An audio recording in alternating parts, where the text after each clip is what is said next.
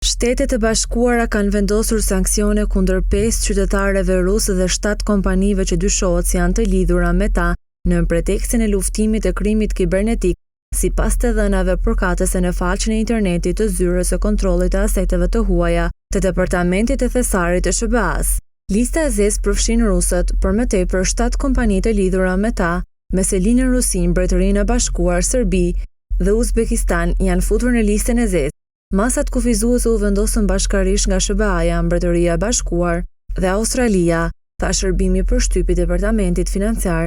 Kufizimet synonin ofruesit rus të hostingut në internet Medialand, i cili dyshohet se mbështet operacionet e ransomware dhe forma të tjera të krimit kibernetik. Sanksione u vendosën gjithashtu kundër 3 prej degave të saj.